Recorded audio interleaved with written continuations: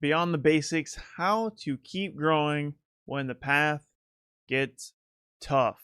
So, lesson number one, use plateaus as your advantage. So, when you feel like you've mastered something, when you feel like you really know something, when things start to get easy, that means you're plateauing. If it doesn't feel hard, then you're not growing. Cybersecurity does get harder over time. It doesn't get easier over time because in order to level up, you have to go into a harder level. That's just how it works, right? If you get to a point where you feel like you know everything, that is a warning sign that you're not growing anymore. And that is also a warning sign that you are about to get left in the dust because everybody else is upskilling. And the stuff, the attacks and the methodologies and the technology and the tools, they constantly change. So if you are have like a set thing that you do on every pen test or like on every, or if you're a defender and you're just constantly doing the same thing over and over again, if it feels monotonous, if it feels routine, then that's a sign of a plateau.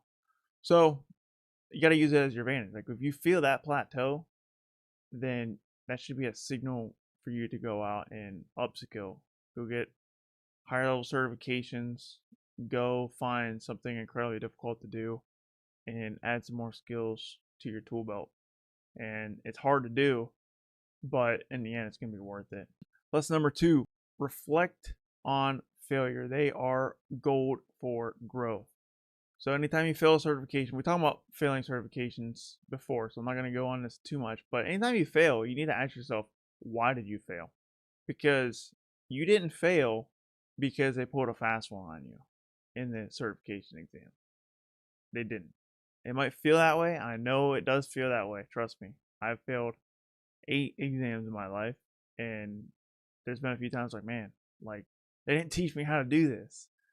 And turns out, anytime I fail and then pass, it turns out that yes, they did teach me that, and I just missed it during the exam.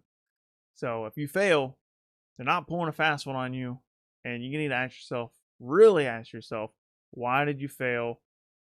Why did I not succeed here?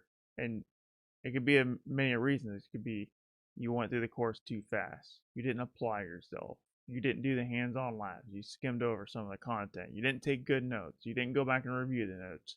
You found a part that was hard in the course and you only went over it one time. You didn't go over it 10 times. Stuff like that. So ask yourself why you failed, because there's always a reason why you failed. And the reason you failed is always, and I mean it's always, your fault.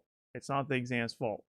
And the reason why I can confidently say it's the exam's fault, because like I said, I failed certification exams, and when I go back and retry it again and pass, I pass because I went back to the labs and figured out where my weaknesses are, and I pass. And another reason why you know it is your fault when you fail is because other people are passing that same exact certification, and if there's other people that have passed that same exact certification, that means it is possible to pass that certification exam. And we'll get off of certifications here for a minute. We talked about earlier in the stream, we talked about getting the last interview and not getting the job. Well, reflect. Why didn't you get the job? Right? Did you stutter during your conversation with the manager at the end of the interview? If it was an in-person interview, did you not have a firm handshake? Did you have a stain in your shirt? Did you not dress properly? Did you not brush your teeth if you're in a, it could be any of this stuff, right? There's interview etiquette, and if you don't show up looking your best, then that's not good. So there's always a reason why you didn't win. And when it comes to interviews, sometimes it is out of your control. Most of the time, it is out of your control because you can't change who you are as a person. And like I said earlier in the stream, if you get rejected in the final interview, it's simply because you wasn't a culture fit. Lesson number 3: study for purpose beyond the exam. A lot of people, they just memorize the exam content and then they dump it when they pass. And you can't do that. And I definitely look like someone who's done that before because I have so many certifications, but I promise you I haven't. And the reason why I know I have is because there's been a handful of certifications that I have literally passed without prepping for at all. And the reason why is because when I studied for the other certifications, I really ingrained the information in my brain and it stuck. And that gave me the ability to go into literally CompTIA Security X. That's the hardest, most difficult certification that they offer. I went in there, crushed it, didn't even study. Not for a second I studied. And the reason why I did that is because I really paid attention during my Security Plus studies. I really paid attention to my Pentest Plus studies. I really paid attention to my COISA Plus studies, my CISSP studies, and my CEH studies, and all these other exams, my OSCP. Really paid attention to all of this.